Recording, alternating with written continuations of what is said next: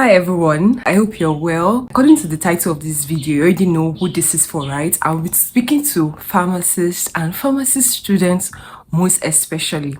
I was in church today and I just got this, will I say an inspiration, right? I'm speaking to pharmacist students. Please plan. I know that you're in school and it feels like, oh, I'm in 100 level, I am in 200 level. What do I even need? Let me just focus on this school. When I get outside, I will now start planning. I will now start thinking of what I will do with this career. Please don't do that.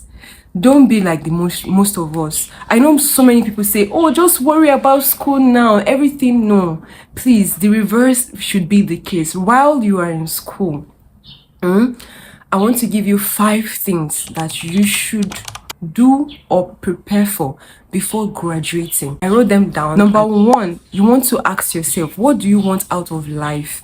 As a pharmacy student, what do you want out of life? I know you are studying pharmacy, you want to help people, but how? How do you want to help people? How do you want to reach out? What do you want to do with pharmacy? What do you want out of this pharmacy? Do you want to come out of school and become a community pharmacist? If you're even a community pharmacist, what then? Because to be honest, it's not funny out here, right? As a pharmacist, there is so much that is going on the outside world, and I don't want you to come out and join. You can start making plans right from when you're still in school. For instance, people are complaining about being overworked. People are complaining about the fact that there is no career progression. And the funny thing is that in pharmacy, especially in Nigeria, if you're working in a community practice, there's nothing like career progression. You can be in the community practice for 10 years and you cannot really say what as the evidence or what it has done to your career and how you have grown career-wise, except maybe you plan intentionally to go for things that would advance your career. But if you remain there is nothing like, okay, after 2 years you progress to the next level, to the next level, to the next level, and maybe that will come with some compensation, except maybe you work in a federal hospital where you have the general pharmacist, then you go junior pharmacist, then you go to senior pharmacist, and then you go to principal pharmacist. There's nothing like that in most facilities or in community practice or even other hospitals. Do you see what I'm saying? So you want to know, what do you want out of pharmacy? I know someone that said has never worked in a community practice. I'm not against community practice, please get me.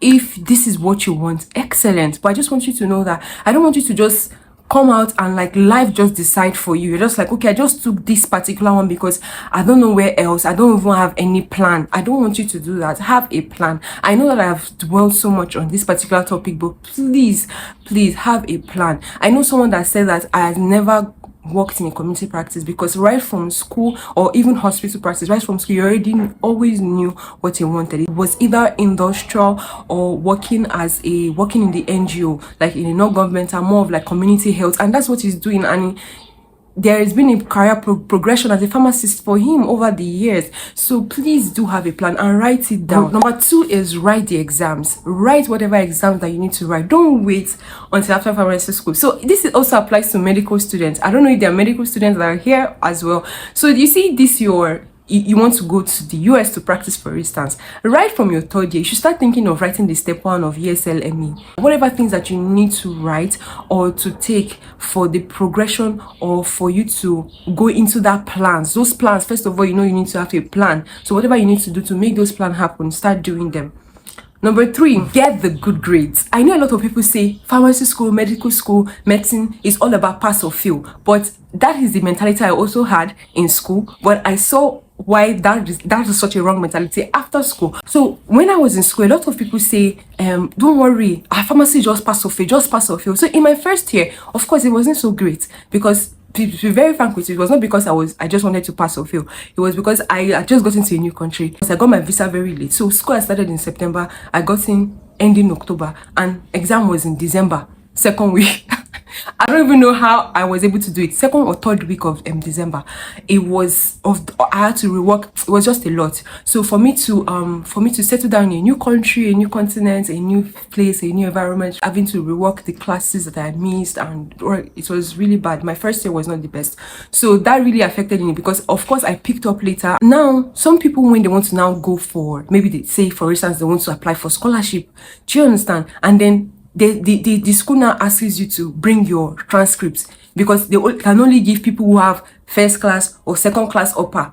and then there's nothing to write home about because you have you had a, maybe for instance, maybe they only accept first class and second class, but you had a third class, or maybe you have a second class lower, and they're telling you, oh, we cannot give you this scholarship because according to our rules you must have first class or second class. But then all the while you are thinking you just need to pass or fail. So even if you passed, you need to pass well. So don't mind anyone that's telling you, oh, if you want those best scholarship, especially when you don't have anything to add to it, like maybe some areas that you have done exceptionally well as a leader, please try and do it in your school. You still have the time now. So the fourth one will be start attending conferences. I know a lot of people in these shoes. When you are in school, you're like, I beg, I just want to read. Let me just go home. Let me just hang out. There's no time. All these conferences, do I even really need it? See, this is the time when you need those conferences. And I'm not just talking about pharmacy conference. Don't just go for pharmacy conference. That's why, first of all, those plans that you have in the first place is very important. That number one plan that you have will now help you to see, okay, what kind of conferences should I be going for? You know that you want to be going for conferences that is more than just the traditional pharmacy, traditional health related. You want to go for all this health tech, AI. Do you see this? You are looking at other aspects, even if that's not where you want to also go for those kind of conferences, because do you know what they do to you? One, they open your mind. Two, you're able to network, you're able to meet people, talk with them. You can see people. Sometimes when you read, I don't know if this has happened to you. I was going through this conference, and that will bring me to this point, right? Because there's this particular conference that is coming up now. I don't know when this post will go up, but it's coming up this month, in this coming month, October. So if you can be a part of it, please be a part of it. So I was going through this morning, and I was just reading through the people that they were inviting for this program, who are, some of them are pharmacists, and I was reading through their pedigrees, and I was just like, wow, these are pharmacists, but that you have pharmacists who have PhD,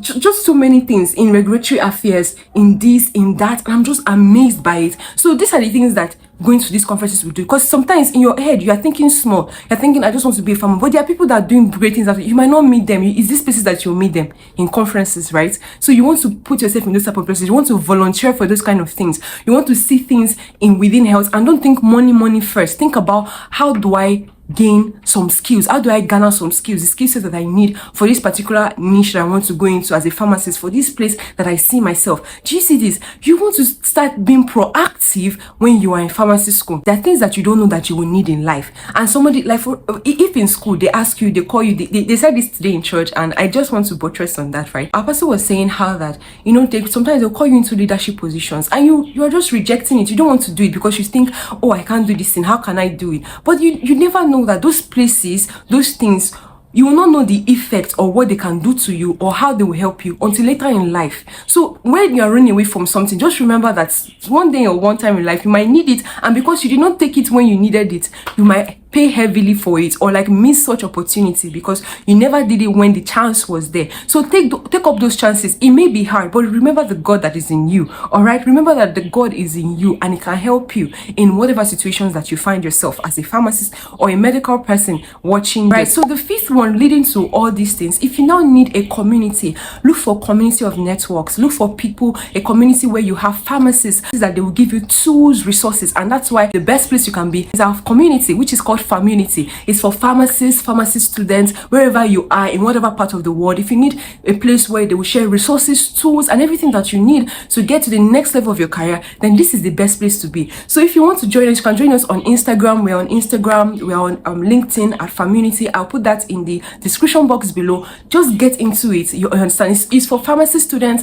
for pharmacists. We have a lot of things. The other time, that was last month, we had someone who had gotten into Canada as a permanent resident, a pharmacist, and she came to share everything, how she was able to do it, and she shared so many amazing things. Like one of them, which is, do you know that if with just your 1 year of internship, you can apply for the express entry and have the potential of getting your permanent residence? You know that those are the things that you would get at Pharmunity. And we also have an exclusive group. That one is registered. You can register for that. It's just a one-off registration, and there you have a closer knit of community where you can discuss, you can have access to mentorships and other things. Do you see? So yeah, that comes to the end of my video. This video, I was able to talk about 5 things, right? The first thing, you have to know what you want out of life, out of pharmacy. 2 is write the exams, write whatever exams that you need to write. 3 is to get good grades, get the good grades. The 4th one is to start attending conferences, volunteering, networking, and the 5th one is to join us